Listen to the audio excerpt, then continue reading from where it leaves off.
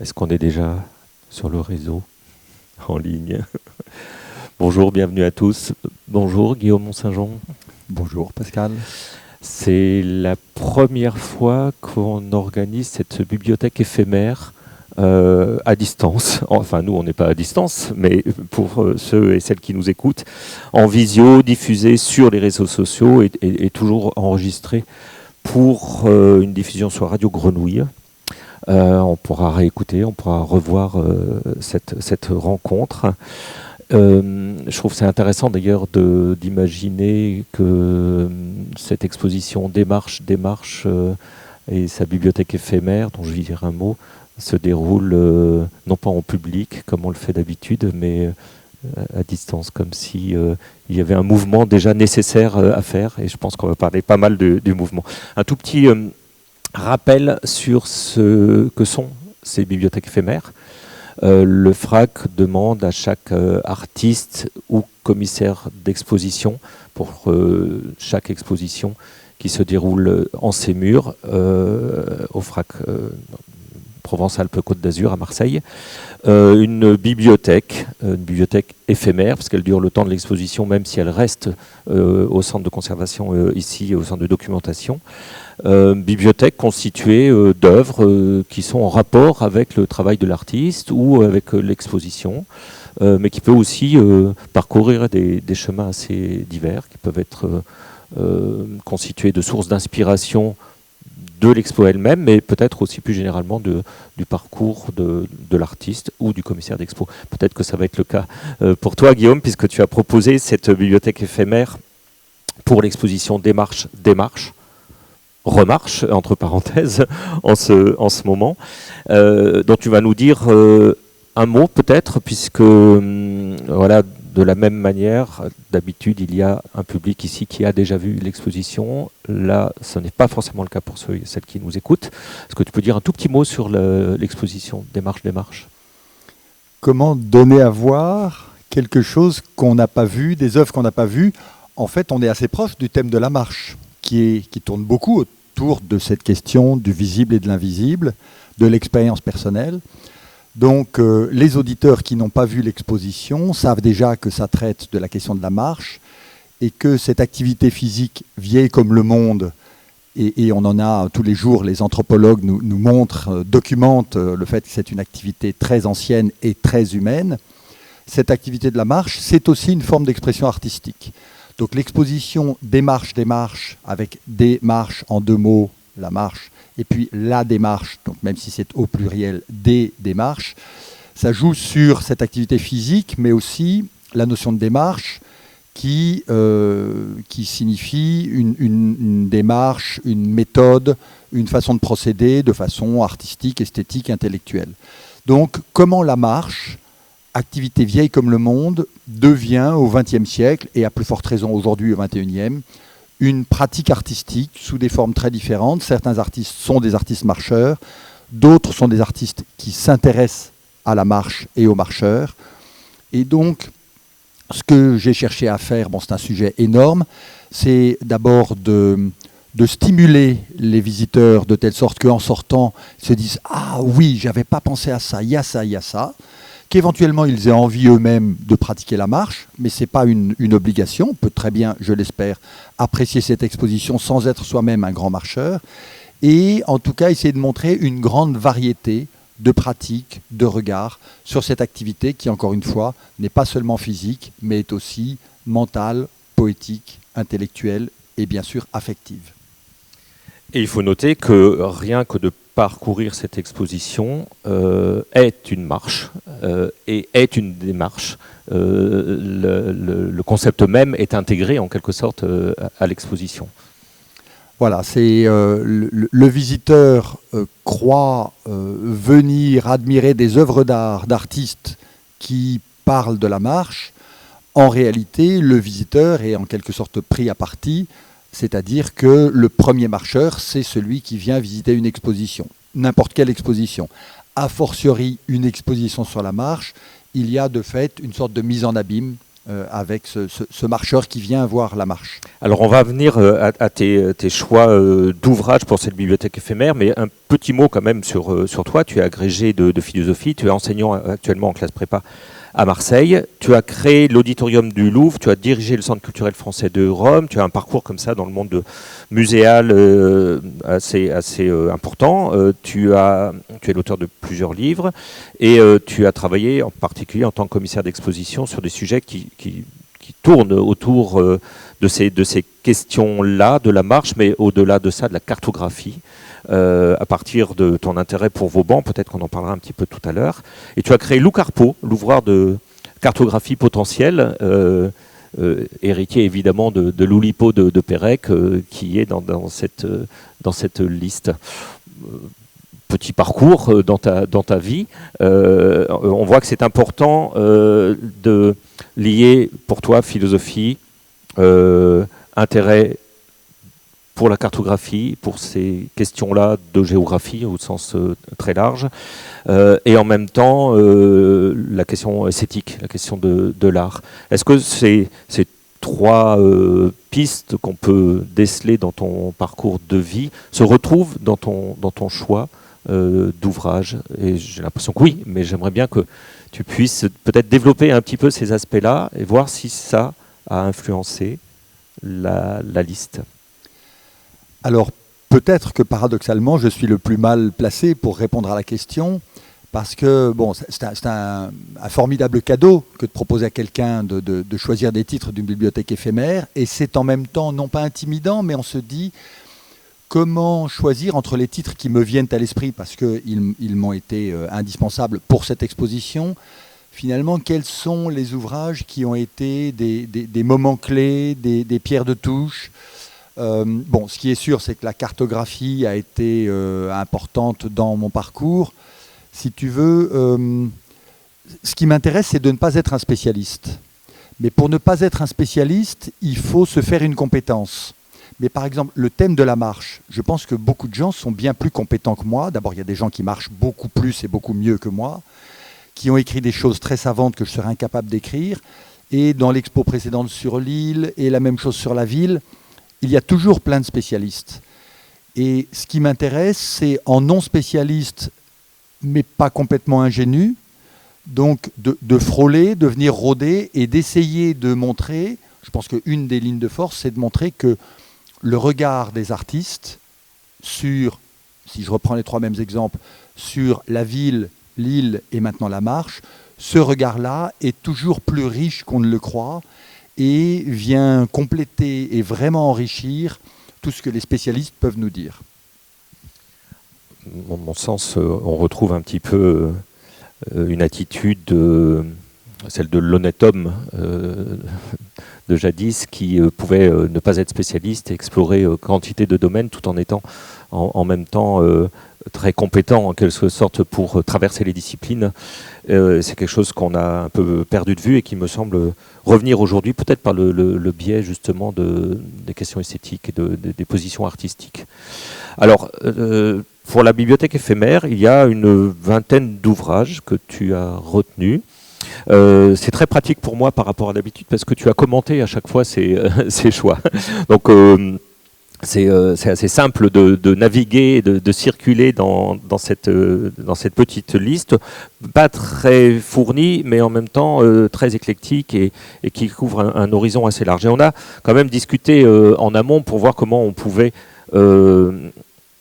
suivre quelques parcours dans cette liste et on en a déterminé trois. La question de la cartographie qu'on a déjà un petit peu évoquée, je te suggère de commencer par ça, puis on peut prolonger ça par les ouvrages qui tournent autour de la question de l'errance, et puis peut-être la marche en général et ses formes particulières, particulièrement en art, mais voilà, de manière très très générale, sont originaires en quelque sorte de la démarche de la marche.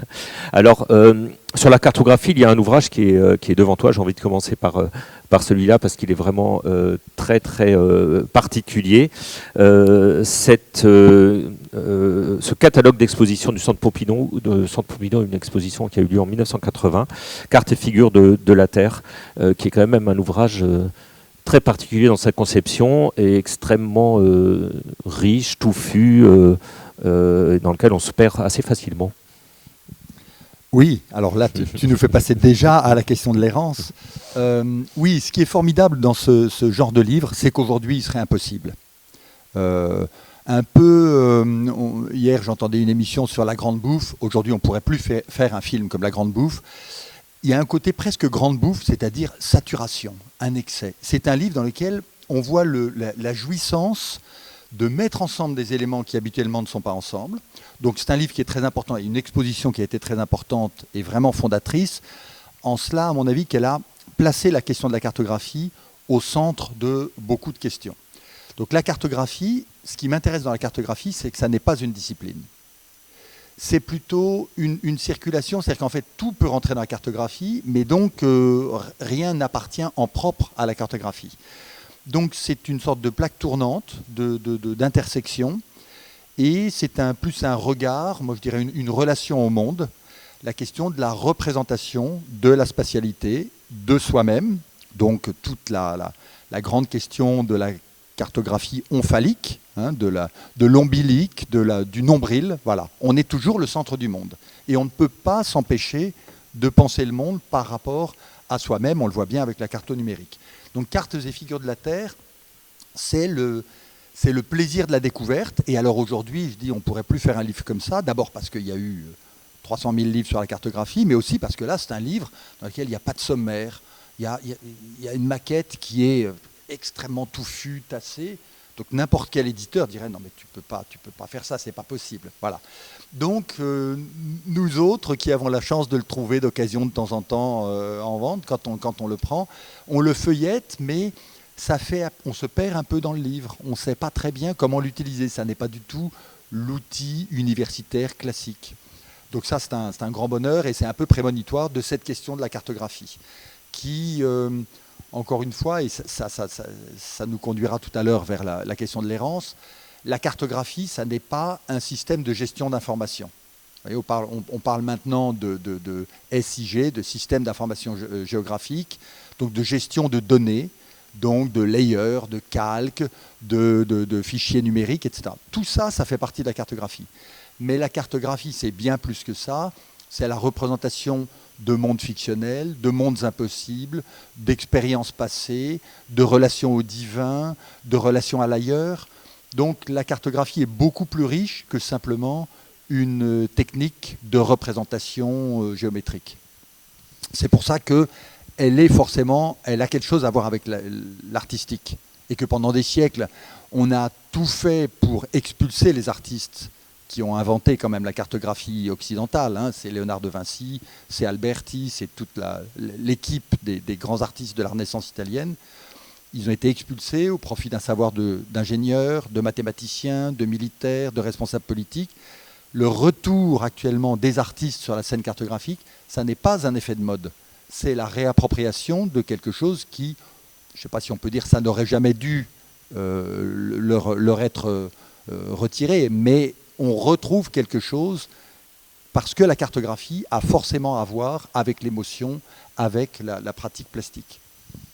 Est-ce que c'est aussi d'une certaine manière permettre d'évacuer la question idéologique derrière la cartographie qui est quand même souvent présente, parce que tu as parlé par exemple des cartes militaires, mais il y a des histoires de délimitation de frontières qui sont directement inspirées par des questions stratégiques, politiques.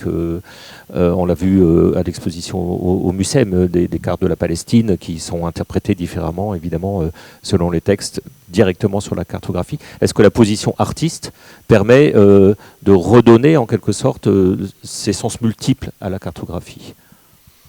Oui, alors, je ne dirais sûrement pas que ça expulse cette dimension idéologique. Je dirais qu'il appartient à un artiste de savoir, de comprendre son propos, son appétit.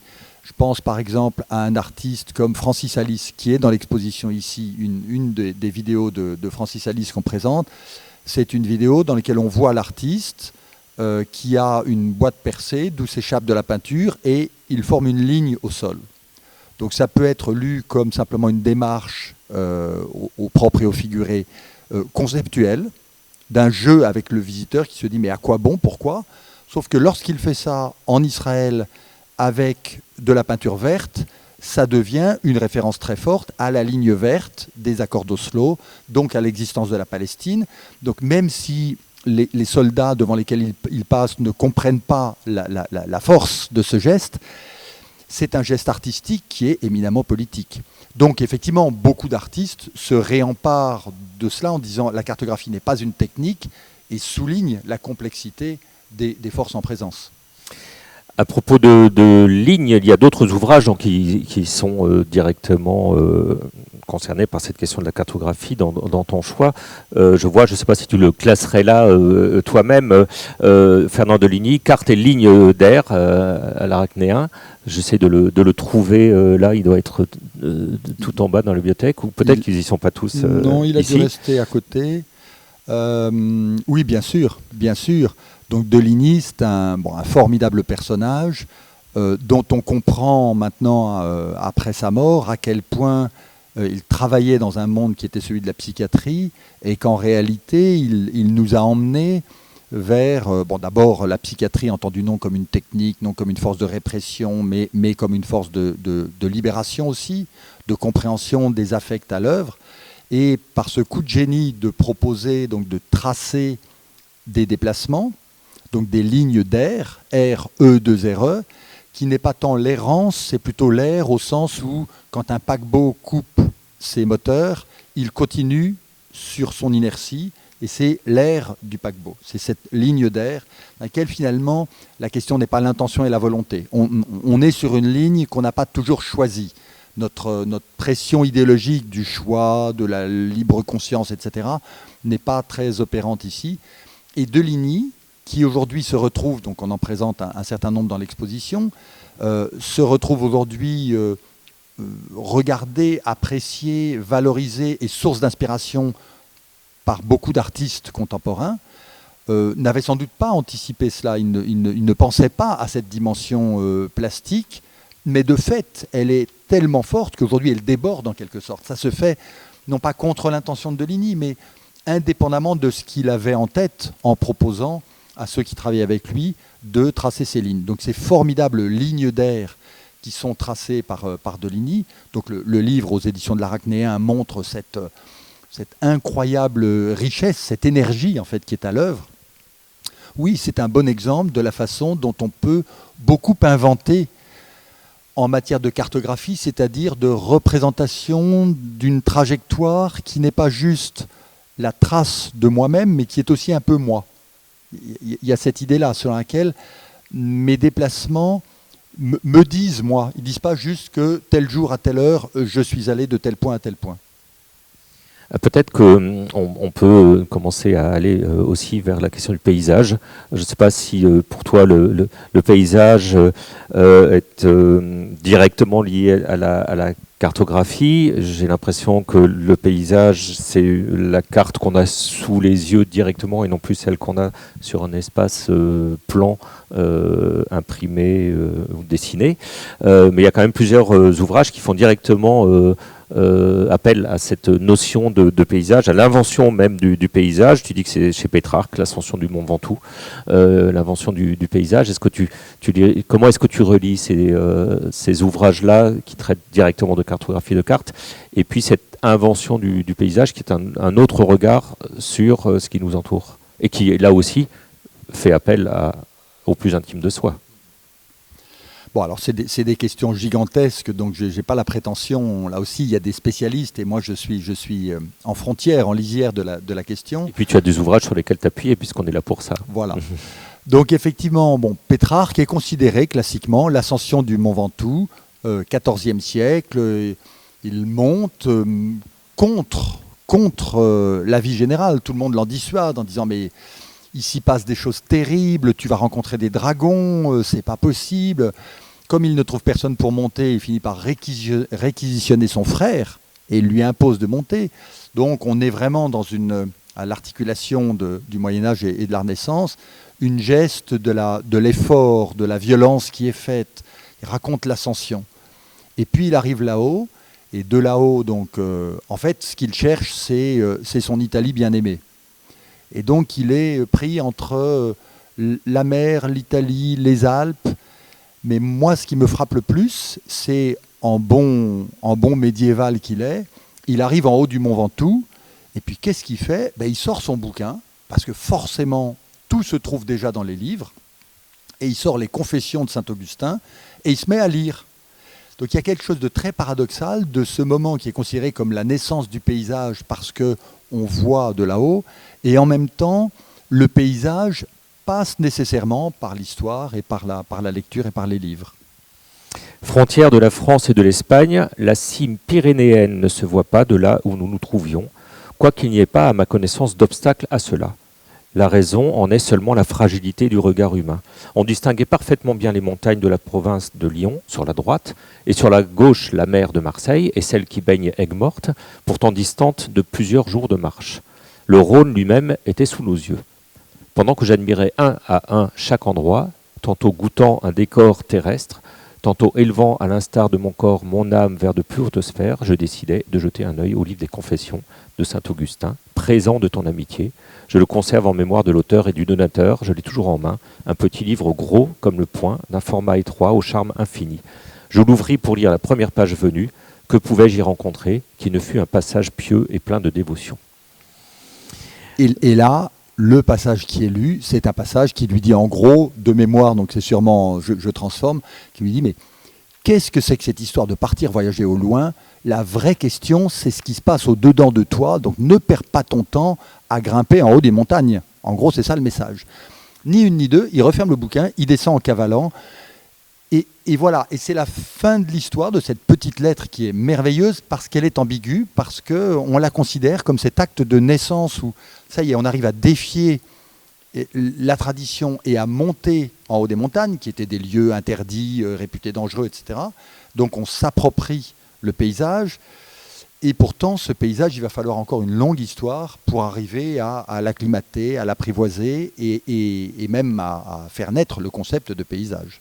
Et là, il n'a pas conscience finalement que s'étale sous ses yeux, il décrit le Rhône, il décrit les cimes des montagnes, il voit au loin, il pourrait voir Aigues-Mortes, mais il n'a pas conscience qu'il y a une carte sous ses yeux qui se déploie. Il décrit ça comme quelque chose qui est finalement juste accessible à l'œil humain et qui le ramène à lui. Il n'y a pas encore de représentation, comme on l'a évoqué tout à l'heure, ou qu'est-ce qui se passe là ? Heureuse époque, on ne va pas faire de la nostalgie, heureuse époque où entre le monde et nous, il n'y avait pas ce filtre obligé des cartes. Parce que nous, on a beau dire ce qu'on veut, si je te dis la Corse, ça y est, tu la vois. Et les auditeurs la voient. Donc c'est une évidence pour nous, et c'est une évidence que le doigt pointe vers le nord. Et si on voit le doigt sur la gauche, comme sur beaucoup de cartes du 16e, on dit « Ah ben non, ils se sont trompés, ah oui, c'est vieux, c'est pas comme ça ». La réalité, c'est... Donc nous avons un rapport au monde qui est médié, il y a une médiation obligée de cette représentation cartographique, et là le numérique est non pas coupable, enfin un acteur massif de ça. Donc effectivement, Pétrarque n'avait pas du tout cela en tête, pas du tout ces formes codifiées, et du coup avait, si on veut, une forme de liberté. Alors à l'autre bout de la bibliothèque éphémère, par exemple, j'ai hésité beaucoup, j'ai eu une petite incertitude sur la question de Proust. Parce que moi, je baigne dans Proust. Enfin, je pensais quelqu'un qui était un auteur qui était vraiment très, très important, comme pour des millions de personnes. Donc, il n'y a rien de neuf à cela. Mais j'ai réalisé assez tard que cet auteur qui est, à mes yeux, tellement important, c'est un des rares auteurs du XXe siècle qui ne parle jamais de cartographie. C'est-à-dire que tout le travail de Proust, c'est précisément d'évoquer et de déployer la richesse de notre relation à un espace, à un territoire, à un paysage, à des paysages, en se libérant à tout jamais de la question de la cartographie, puisque le côté de Guermantes et le côté de chez Swann, en fait, il ne peut pas mettre ça sur une même carte, puisque ce sont deux mondes différents. Donc tout le travail de Proust, son travail littéraire, poétique, affectif, sensible, c'est justement d'évacuer la question de la carte et de dire mais ne restons pas prisonniers de cette pauvre image factice, arbitraire. Voilà. Donc il y a moyen de développer une relation au paysage qui est complètement séparée ou libérée de cette représentation cartographique un peu pauvre par moment. Alors on va dire que Proust est l'exemplaire manquant de ta bibliothèque éphémère. Est-ce que tu peux nous parler de l'histoire de l'horizon ? Albrecht Koschorke, qui est un auteur allemand que je ne connais pas. La réponse est non. Non. Non, c'est-à-dire... Ben, c'est un livre, alors je ne devrais pas dire, c'est un livre... D'abord, il est en allemand et je ne lis pas l'allemand. C'est déjà un petit problème. Et puis, j'en ai une photocopie à la maison. Ça fait partie de ces livres. On sent qu'ils sont, je ne sais pas si sûrement importants, mais qui sont faits pour soi. Je me dis, ce livre, tu l'aimerais bien. Tant qu'il n'est pas traduit, je n'y ai pas accès, sauf à demander. J'ai demandé à des amis de me dire, en gros, me confirmer que c'était bien l'histoire de l'horizon, une histoire culturelle de l'horizon chez les peintres et chez nous, de l'importance de cet horizon, d'où vient l'horizontal, donc de tout ce jeu vertical-horizontal. Mais je pense que dans une bibliothèque, il y a des livres qui résistent. Et donc, je sais que quand j'ai des étudiants qui viennent à la maison, ils me disent « Ah, vous avez lu tout ça ?» Je leur dis « Non, bien sûr que non. Donc, je n'ai pas lu tout ça. Il y a des bouquins en attente. Il y a sans doute des livres là-dedans que je ne lirai jamais. Il y a des livres que je connais très bien, des livres dont je connais un chapitre. » Et là, ça fait partie d'un livre qui est... je pressens que la question de la relation à l'horizon est vraiment fondatrice et centrale pour analyser notre rapport à l'espace, à la fois sûrement dans des questions physiologiques du fait de tenir debout, donc de garder l'équilibre, et puis dans des questions plastiques, toute l'histoire du paysage peut être lue comme une histoire de l'horizon, me semble-t-il. Un jour peut-être, je pourrais lire ce livre. Beaucoup de choses déjà dans le titre, Histoire de l'horizon, ça nous permet déjà de se promener un petit peu. On va probablement passer à l'errance.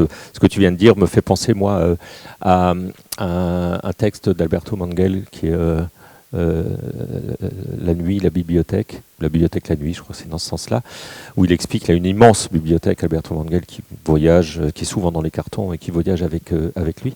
Et il explique comment c'est important pour lui d'avoir des ouvrages qu'il n'a pas lus, mais qui infusent en quelque sorte leur contenu dans les livres qui sont à proximité, rangés à proximité. Le classement est très important, mais aussi dont il sait qu'il tourne autour, qu'il ne va peut-être jamais lire, mais qui sont quand même très importants pour lui.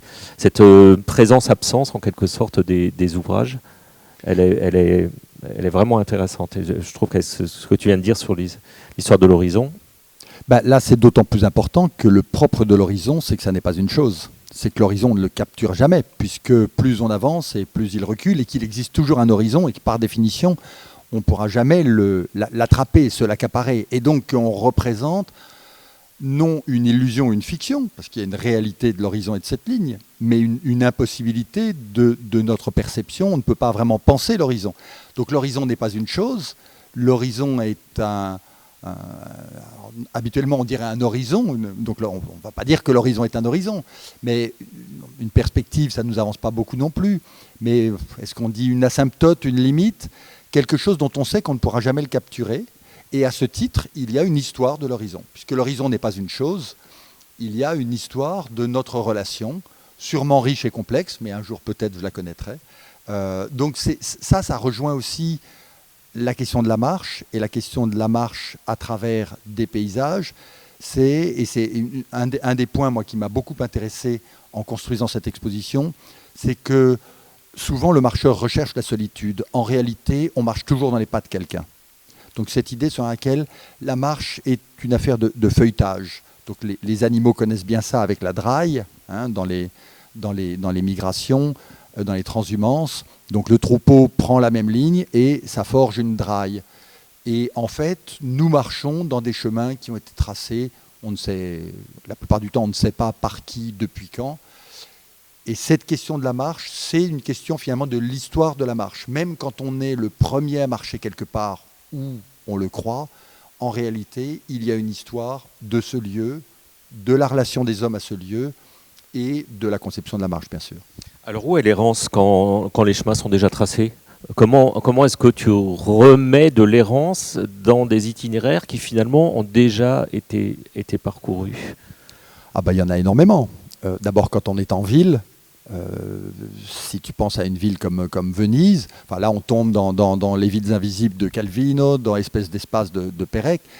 Une ville comme Venise, c'est l'archétype de la perte, du labyrinthe. Donc il y a beaucoup, dans la marche urbaine, il y a beaucoup de chemins, et par définition, plus il y en a, et plus on risque de se perdre, et donc de se retrouver errant et perdu dans la ville.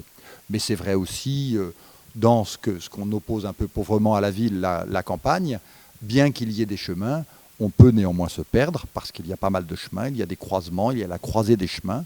Et là, à partir de ce Y qui plaisait aux Grecs, hein, la patte doigt, où il faut savoir si on va à droite ou à gauche, c'est le symbole de la liberté, c'est le symbole du choix, c'est le symbole de il faut que je m'engage, c'est ou bien à gauche ou bien à droite, ou alors je reviens en arrière, ou que je reste sur place. La marche immobile, ce qui est encore une possibilité.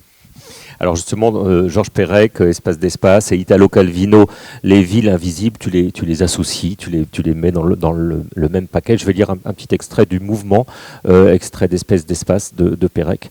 On vit quelque part, dans un pays, dans une ville de ce pays, dans un quartier de cette ville, dans une rue de ce quartier, dans un immeuble de cette rue, dans un appartement de cet immeuble. On voit bien Perec déjà dans ce premier paragraphe. Il y a longtemps qu'on aurait dû prendre l'habitude de se déplacer librement sans que cela nous coûte. Mais on ne l'a pas fait. On est resté là où on en était, les choses sont restées comme elles étaient. On ne s'est pas demandé pourquoi c'était là et pas ailleurs, pourquoi c'était comme cela et pas autrement. Ensuite, évidemment, il a été trop tard, les plis étaient pris, on s'est mis à se croire bien là où l'on était. Après tout, on y était aussi bien qu'en face. Et il continue en expliquant quand même que même si on a du mal à changer, il y a cet effet de création du mouvement à un moment ou à un autre qui change tout et qui parcourt ces différents espaces.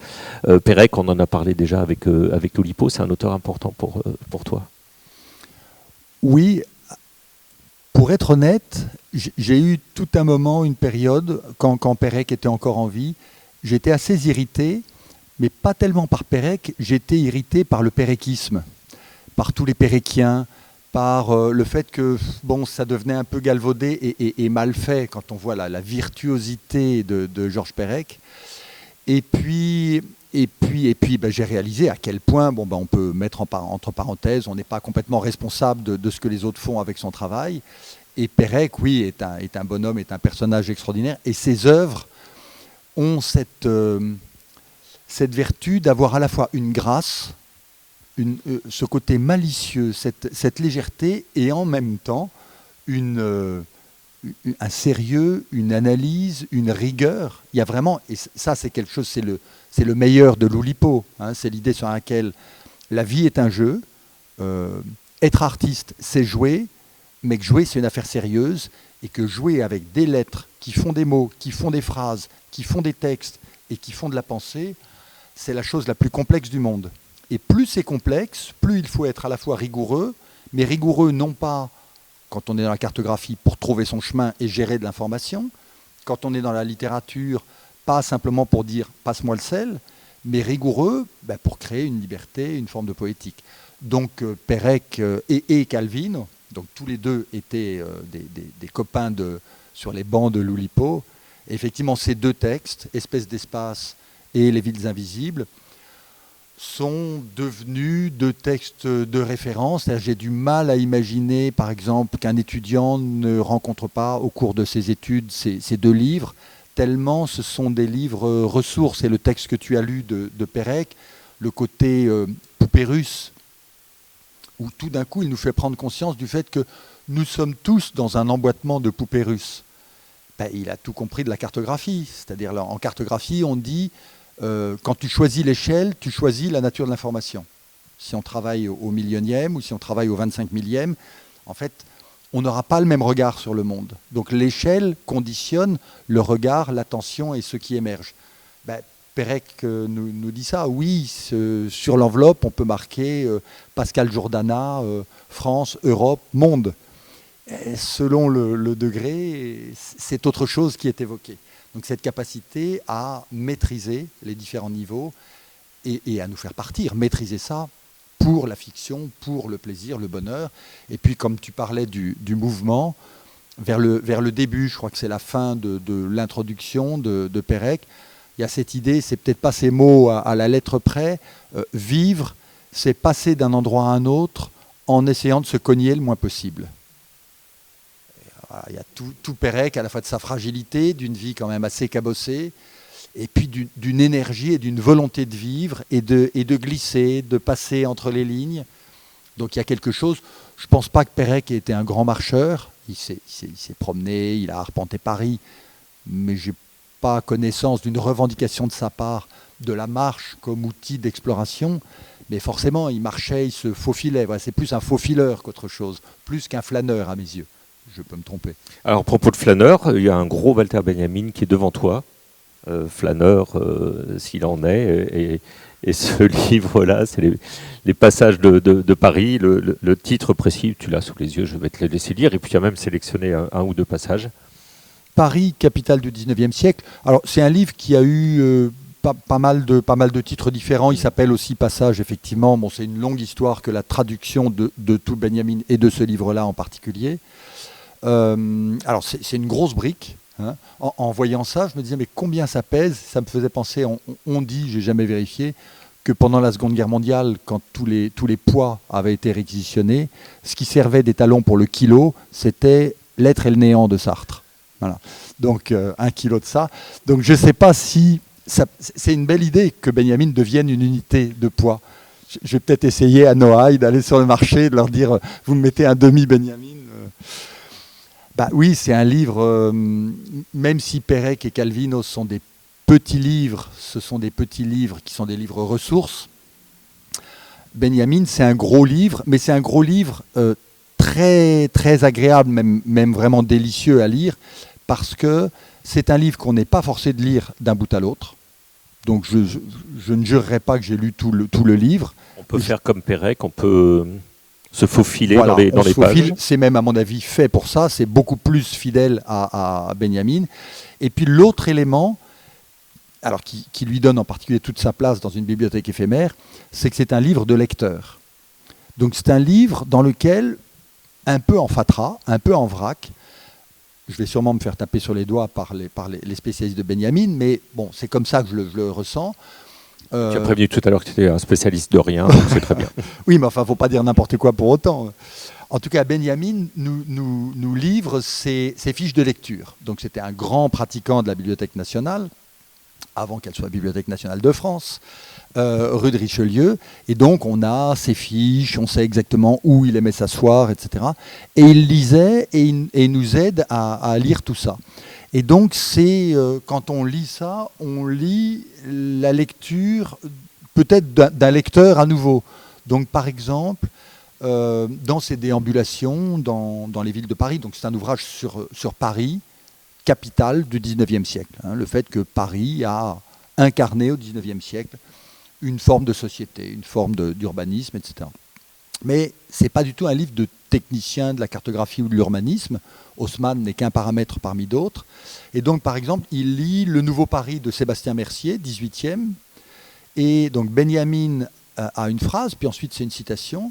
« Un argument surprenant, dit Benjamin, il y a 100 ans, en faveur d'un système américain de division des rues. » Deux points, ouvrez les guillemets, et là c'est Sébastien Mercier qui parle. « Pauvres professeurs, qui enseignaient la morale et les belles lettres, vos noms aux petites lettres noires sont au coin d'une rue, au-dessus d'une borne. Le nom de ce bijoutier resplendit en mille feux. Il étincelle comme le soleil, il est à vendre, mais il est cher. » Donc ce jeu sur le fait que quand on se promène dans la rue, y a des noms de rues qui sont des noms peut-être un peu tristes, un peu officiels, des noms de professeurs, dit Mercier. Et puis à côté de ça, il y a le bijoutier qui s'est payé une enseigne absolument clinquante et qui, lui, brille de tous ses feux. Et ce télescopage, le fait que quand on se promène parmi des noms, parmi des mots, Donc ça, c'est aussi intéressant par rapport à la question de la marche.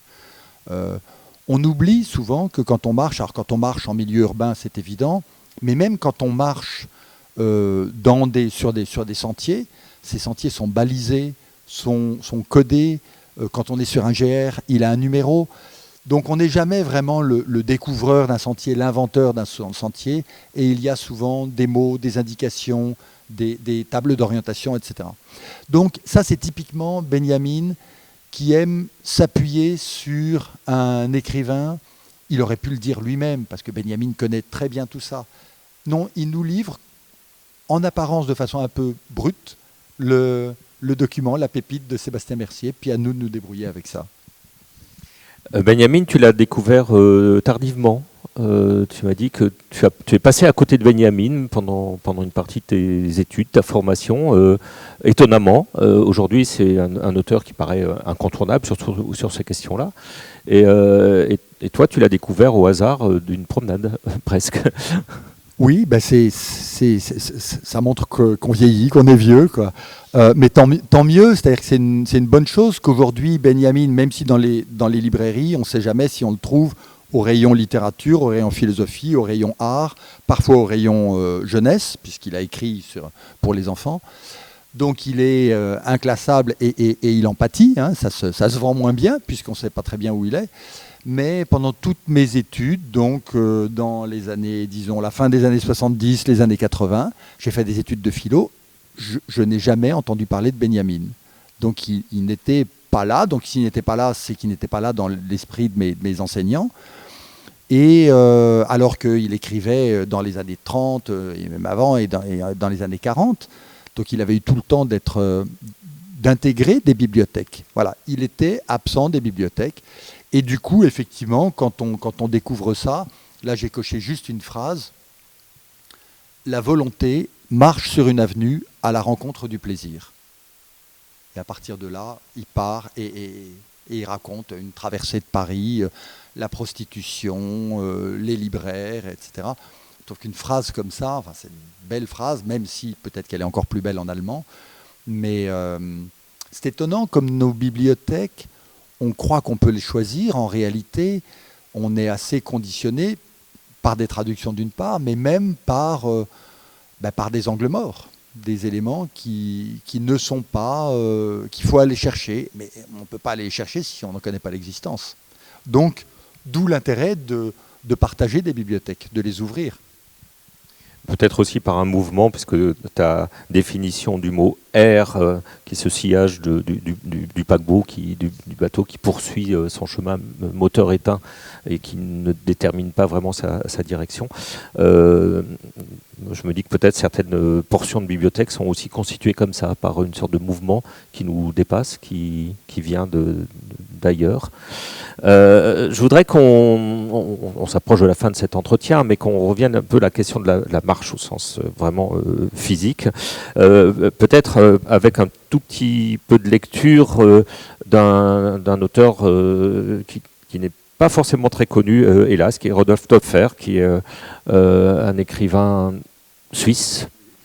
Genevois. Le texte date de 1841. C'est dans un chapitre qui s'appelle Voyage en zigzag.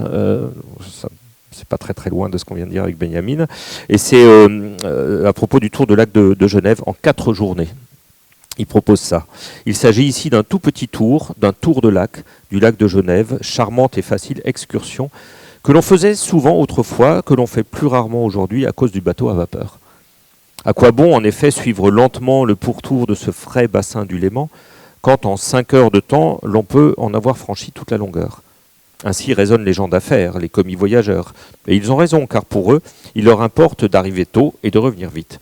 Mais ainsi ne devraient pas raisonner les touristes, ni surtout les petits bourgeois, que l'on voit insensiblement échanger contre l'inutile avantage d'une vitesse stérile, l'antique coutume de conduire leur famille sous les ombrages déviants, au rocher de Meillerie et le long des promontoires de Saint-Gingolph.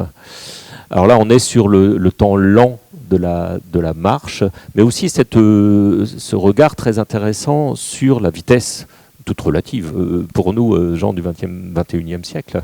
Est-ce que ce regard sur la marche modifie, là par exemple l'écriture, tu en as déjà parlé avec Walter Benjamin, et puis tu as des choses qui sont très étonnantes dans ta bibliothèque, qui concernent des formes artistiques que tu rattaches de près ou de loin à la marche, justement par ces différentes démarches en quelque sorte. Ce rapport à la marche qui peut amener des formes artistiques différentes, des regards différents sur le monde, et qui du coup se déploient tout à fait dans des endroits tout à fait insolites, inattendus.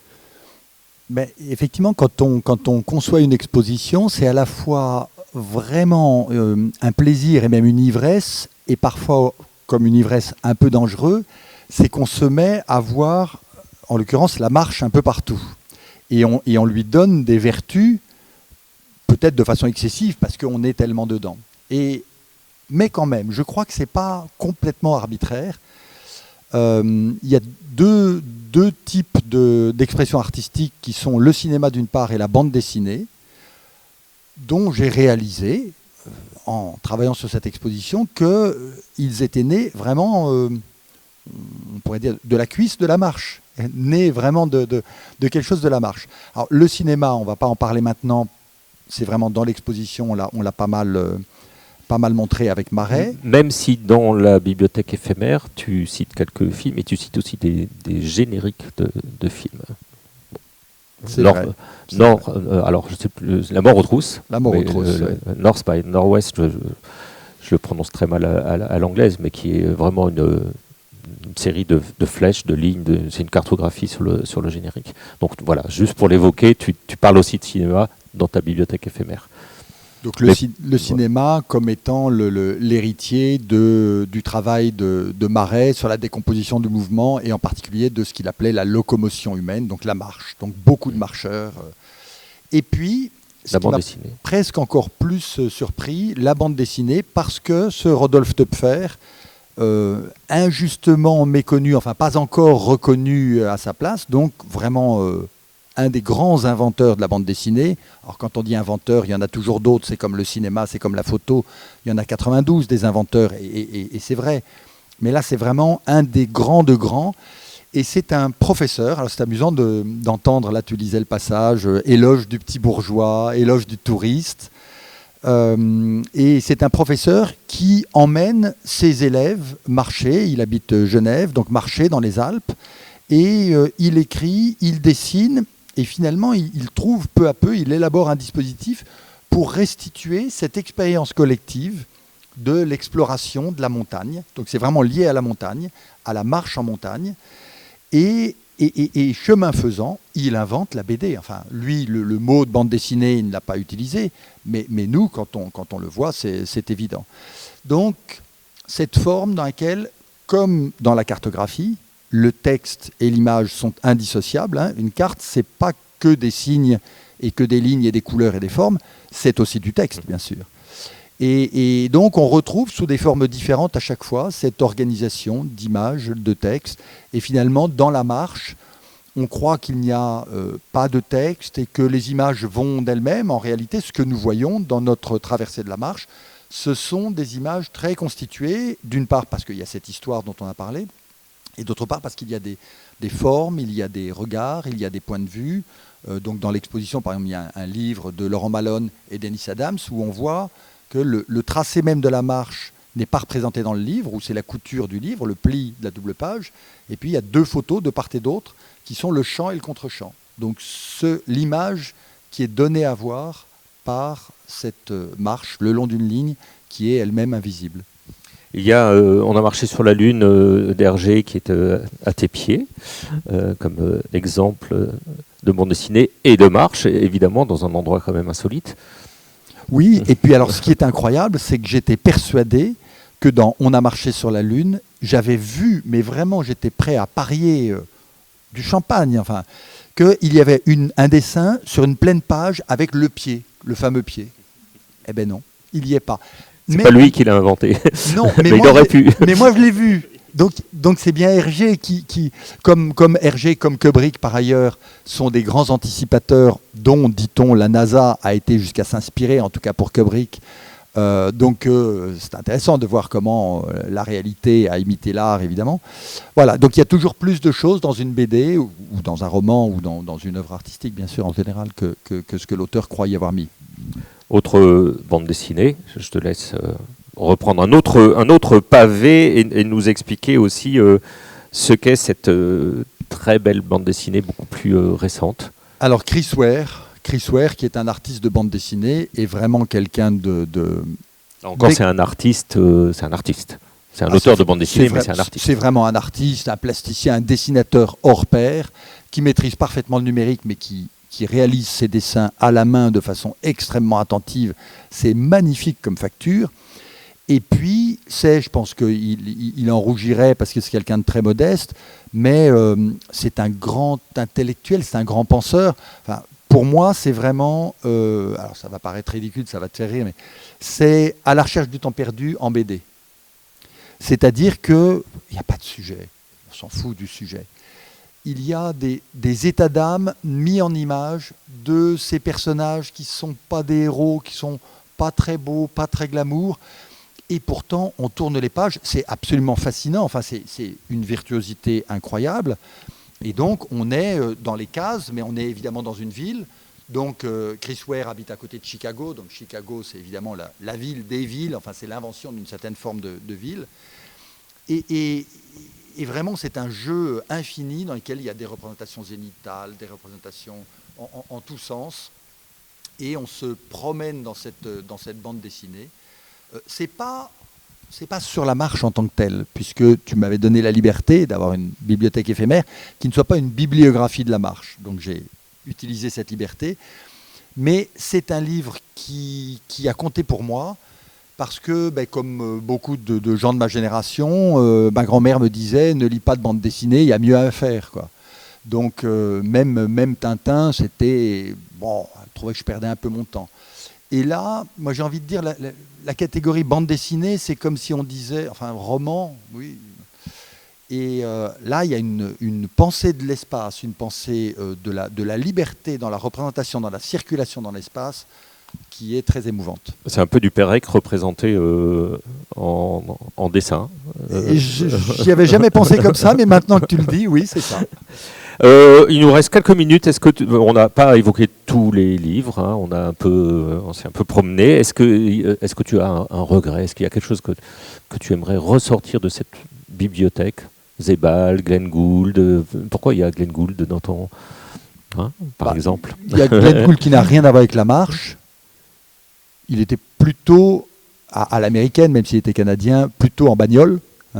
Mais par exemple, il a fait un grand travail, The Idea of North, l'idée de Nord, le concept de Nord, aller dans le Grand Nord. Donc il est parti, lui qui était absolument refermé, reclus, il est parti explorer ce Grand Nord, explorer la poétique, les rencontres des gens, l'impossibilité. Lui, ça lui allait très bien parce qu'il gardait ses gants tout le temps, il se protégeait beaucoup, il aurait bien aimé le Covid, c'est vraiment l'autre et éventuellement source de problèmes. Et Glenn Gould, c'est cet artiste donc connu pour le piano, connu pour ses interprétations de Bach. Et là, j'ai réalisé, quand on a commencé à découvrir ses textes, que c'était un grand penseur et un véritable écrivain. C'est-à-dire que même si les enregistrements de Glenn Gould disparaissent, je pense que ce sont des textes importants, au même titre que le journal de Delacroix ou les mémoires de Berlioz. Ce sont de véritables auteurs littéraires. Voilà, donc c'est quelque chose qui m'a beaucoup marqué pour ça. Et puis à côté, il y a effectivement New York Délire, dans un autre genre.